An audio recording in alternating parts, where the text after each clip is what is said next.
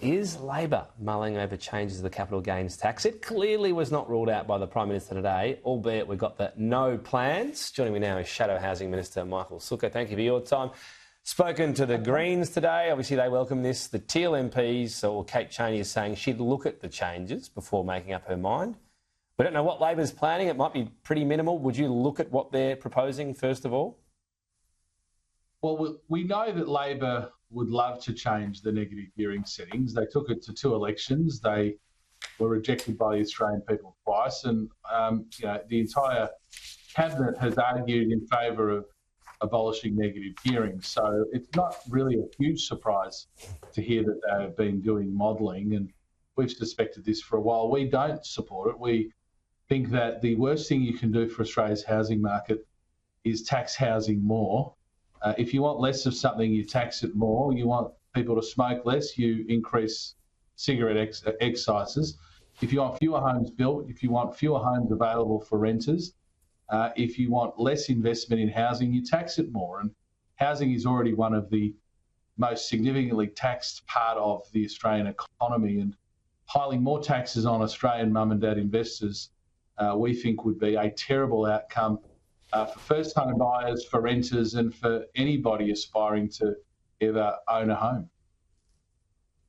What if the federal government can look at the other taxes, and there are lots of them, in particular on new homes, and find a way to reduce them? Would that get your attention?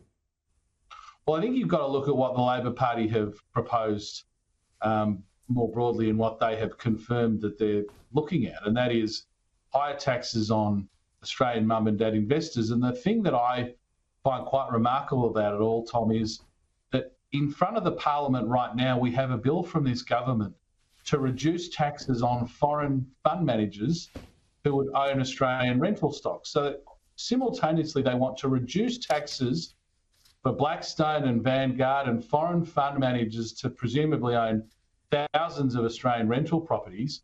But they want mum and dad investors, nurses, teachers and policemen to be paying higher taxes. So lower taxes for foreign corporates and higher taxes for Australian mum and dad investors. It seems like quite a remarkable dichotomy that they haven't thought through very well.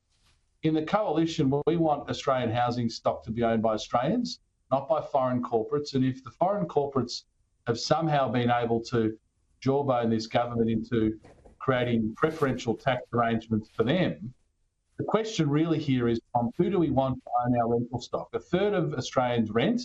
Someone's got to own that rental stock. It'll either be Australian mum and dad investors or it'll be foreign fund managers.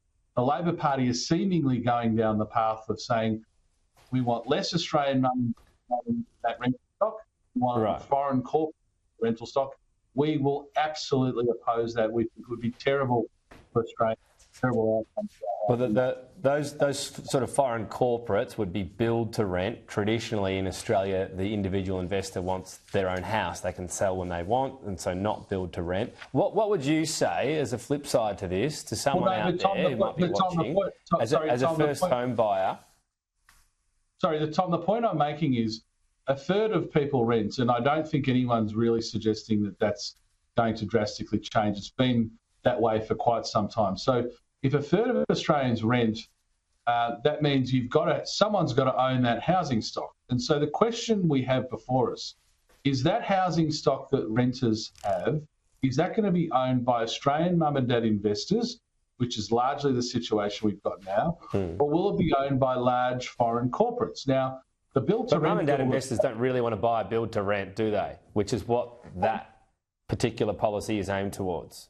We've already got build to rent in this country. We've got Australian businesses who build and rent. I mean, the largest build to rent provider in this country is Meriton. That's an Australian business that's been doing it for a very long time. They haven't needed a tax cut to do so. So the government's... It's a pretty small segment right now, though, so this is about growing that. No, but what it's doing is it's creating an entirely new tax arrangement for foreign corporates to own our rental stock.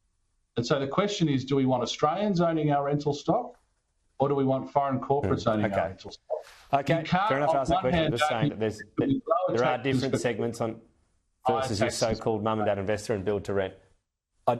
I do want to move on. Let me ask you then, do you concede the ground has shifted a little bit in terms of a lot of the polling on this, that the extent to which the housing crisis has grown has led more people, including older Australians, to wonder if some tweaks might be needed here?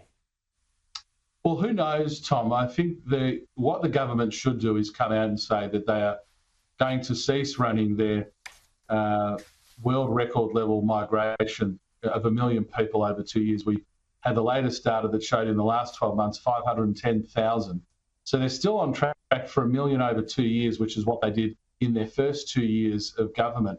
The best thing they could do to put downward pressure on rents to improve affordability is to ensure that the number of houses we're building is married to and connected to and has reference to our migration program. We're building fewer homes now than were being built under the former coalition government, yet we've massively dialed up migration. So if the suggestion is because Labor's created such a terrible housing crisis that people are willing to look at other options, potentially that's true, but I think instinctively Australians know the last thing we need is higher taxing on housing, higher taxes. Not sure you can put it all on Labor 2 and a bit years into their term. It's a pretty long sort of rolling issue. Anyway, we'll have to leave it there, Michael Sukkar. Talk soon. Thank you. Thanks, Tom.